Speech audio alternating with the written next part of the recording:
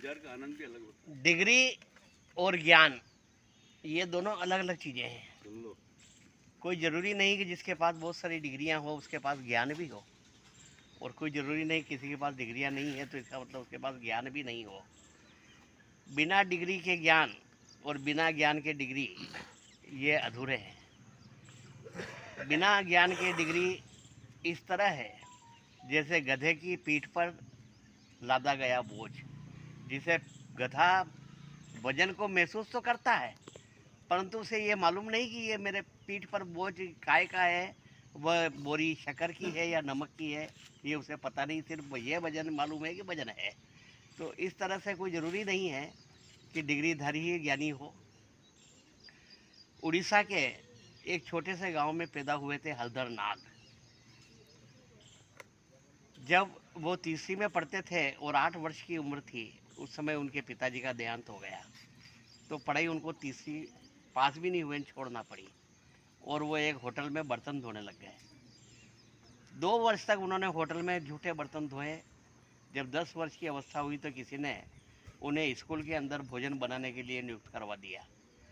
तो 10 वर्ष तक उन्होंने उस स्कूल में भोजन बनाया और जब वो 20 वर्ष की उम्र में 21 वर्ष की उम्र में बालिग हुए तब एक बैंकर ने उनको 1000 रुपये का लोन दिलवाया और जिस स्कूल में वो भोजन बनाते थे उसके पास में एक स्टेशनरी की दुकान खुलवा दी, जहाँ वो बच्चों को काफ़ी किताब पेन बेचा करते थे और अपनी आजीविका चलाते थे। धीरे धीरे उनको लिखने का शौक़ पनपा और उनका जन्म हुआ था 29 मार्च 1950 को और 1990 में उन्होंने पहली कविता लिखी और एक पत्रिका में भेजी। तो वो पत्रिका में छप गई तो उनका उत्साहवर्धन हुआ और वो पत्रिका में नियमित रूप से कविताएं भेजने लगे।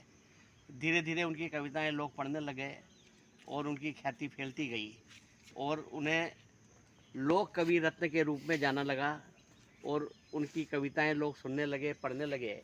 और उन्होंने उसके बाद में राम सवारी के नाम से एक पुस्तक भी लिखी जो प्रकाशित हुई और हलधर नाम का नाम साहित्य के क्षेत्र में जाना माना हो गया। कोसली भाषा में वो लिखते थे और 2016 तक उन्होंने 20 महाकाव्यों की रचना कर ली। और जब इतना उपलब्धियां उन्होंने प्राप्त की तो संबलपुर विश्वविद्यालय ने उन्हें डॉक्टरेट की उपाधि दी।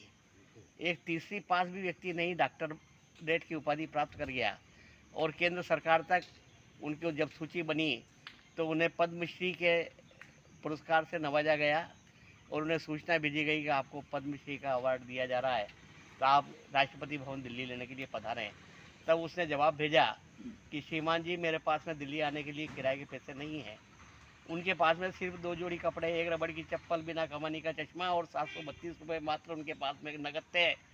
तब राज्य शासन द्वारा उनकी व्यवस्था वहाँ जाने की गई।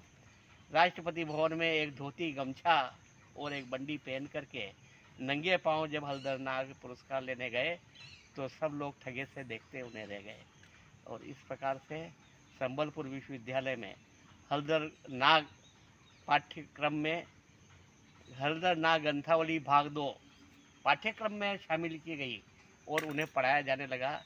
जो व्यक्ति स्वयं अनपढ़ था उसे पढ़ करके लोग पीएचडी की डिग्रियां लेने लग गए। तो इसलिए ज्ञान और डिग्री ये दोनों अलग अलग चीज़ें हैं।